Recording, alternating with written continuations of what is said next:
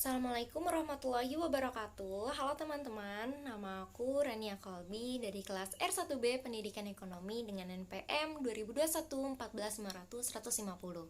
Kesempatan kali ini aku akan mempresentasikan sebuah produk yaitu tas rajutan. Mungkin kalian udah pada dengar nih, apa sih itu namanya tas rajutan?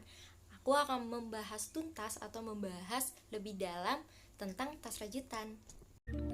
Nah, sebelum masuk ke tas rajutan, aku mau kasih pengertian apa sih itu tas. Tas merupakan sebuah wadah untuk menyimpan barang-barang bawaan yang bisa dibawa kemana-mana. Nah, seperti handphone, buku, alat-alat make up, serta dompet kecil.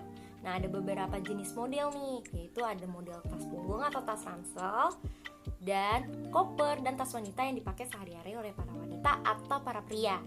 Nah, bahan tas wanita itu juga beragam. Jenisnya juga bervarian loh. Ada tote bag, cloth bag, dan sling bag. Nah, kebutuhan beragam itu sesuai dengan kebutuhan. Biasanya bahan yang digunakan dalam pembuatan tas antara lain kain, kertas, plastik, spanduk, bahan daur ulang rajutan, dan bahan alami seperti ejeng kondok. Penamaan tas ini sesuai dengan jenis bahannya loh, seperti jenis tas kertas, tas plastik, tas kain, tas rajut, dan sebagainya. Karena saat ini maraknya tas rajut, mari kita bahas tas satu ini. Tas rajut biasanya dibuat berbagai macam benang. Ada benang katun, benang nilon, benang smock, dan benang panda. Dan masih banyak jenis benang yang lain yang bisa dibuat rajutan. Benang-benang ini selain dibuat menjadi tas rajutan, juga menjadi sepatu dan sendal rajutan. Maraknya perkembangan penjualan grosir tas murah di awal tahun 2017 ini, ada banyak bermunculan inovasi model tas rajut baru dengan berbagai tipe, warna, maupun ukuran. Bahan baku yang dipakai cukup bervarian loh, tidak hanya mengandalkan benang semata, bisa juga memanfaatkan bahan baku seperti bahan baku alami seperti eceng gondok, jerami, dan lain-lain. Yang menarik di awal sejarah penamaan tas rajut ini. Nah, terkesan menyeleneh tapi syarat dari makna. Syaratnya akan makna. Hal tersebut berkaitan dengan proses pembuatan tas rajut itu sendiri. Mulai dari pemilihan warna, pola rajutnya, kombinasi warna, sampai dengan nama si perajutnya itu sendiri. Berawal dari situ, lahirnya sebuah penamaan yang unik dengan tujuan untuk mengenangnya sepanjang masa. Nama tas rajut yang terpopuler itu saat itu adalah tas rajut Blonde. Nama itu diambil karena pada waktu itu produk bingung nih. Waktu itu dibikin produk itu sudah ada, namun masih bingung dalam penamaannya.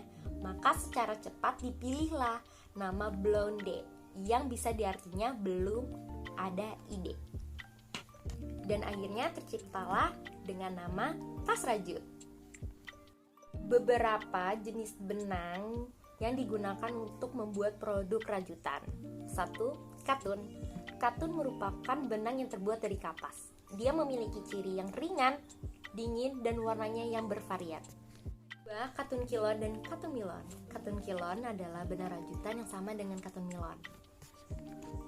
Kedua katun ini memiliki ciri yang sama, yaitu lembut, mengembang, hangat, dan ringan, sehingga cocok untuk membuat baju dan shawl. Ketiga adalah nilon.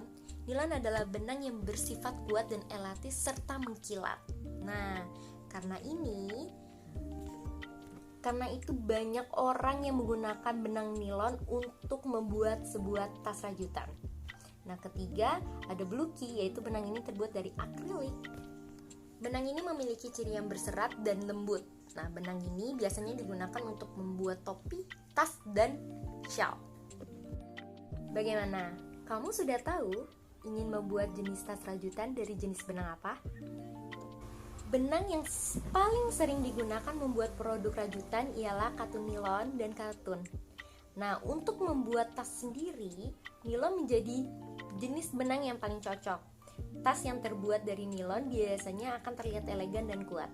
Hal tersebut terlihat dari karakteristik yang kuat dan mengkilat. Memang, tas rajutan nilon relatif lebih mahal jika dibandingkan jenis katun dan lainnya. Tetapi kuat dari tas nilon ini memang lebih kuat dibandingkan dari jenis benang lainnya. Aku kasih tips merawat tas rajutan. Meski banyak diminati tas rajutan ini, beberapa orang memutuskan untuk tidak membeli tas rajutan karena takut akan cepat rusak dan susah dicucinya dan sebagainya. Padahal jika Anda tahu cara atau tips dalam mencuci dan merawat tas rajutan, Anda akan awet loh punya tas rajutan. Aku kasih tips merawat tas rajutan kamu. Ada 2 hal yang harus kamu perhatikan dalam merawat tas tersebut. 1, cara penyimpanan, dan 2, cara mencuci tas rajut. Aku akan bahas cara penyimpanannya tas rajutnya agar awet loh. Cara menyimpannya adalah simpanlah tas rajutan dengan kain tipis terlebih dahulu sebelum memasukkan ke lemari.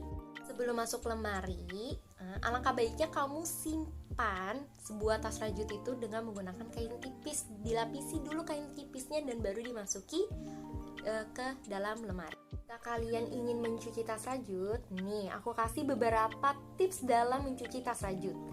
1, cucilah dengan menggunakan tangan. Hindari menggunakan mesin cuci. Nah, rendam di air hangat dan diberikan deterjen sedikit agar lembut. Nah, kedua, rendamlah sebentar saja, sekitaran 10 menit. Jangan dikucap. Hal ini digunakan untuk mendapatkan tekstur yang sama atau tekstur yang masih lembut dan benangnya tetap terjaga. Ketiga adalah Anda bisa menggunakan pelembut baju agar tas menjadi wangi. Jangan menjemur tas rajutan di bawah terik matahari. Cukup diangin-anginkan saja, karena sinar matahari atau terik matahari dapat membuat rona tas rajut cepat berpudar. Kelima, hindari juga menggantung tas rajut untuk menghindari benang ketarik ke bawah oleh air. Keenam, jangan menggunakan dry cleaning. Harga tas rajut memang terbilang mahal, tetapi jika dibandingkan dengan tas branded, tentu harga tersebut jauh lebih murah. Nah, selain itu proses pengerjaan tas rajut itu sangat rumit dan membutuhkan waktu yang lama menjadi nilai seni tersendiri. Inilah yang membuat tas rajut memiliki nilai tersendiri atau nilai harga mahal. Belum lagi keterbatasan pembuatan tas rajut dalam produksinya. Biasanya pembuatan tas rajut yang mempunyai beberapa saja buat satu model, jadi tidak ada pasaran. Jadi tuh kayak apa ya, jadi ada nilai tersendirinya jika kita membuat tas rajutan. Lain informasi tentang tas rajutan, semoga bisa menambah wawasan kamu tentang tas rajut yang memiliki nilai seni tinggi. Perawatan tidak sulit bukan merawat tas rajutan, jadi kamu tidak perlu khawatir untuk membeli tas rajut. Nah, dengan membeli tas rajut, apalagi tas rajut protektis negara sendiri, jadi Anda bisa membantu perekonomian negara, juga membantu terbukanya lapangan kerja baru di Indonesia.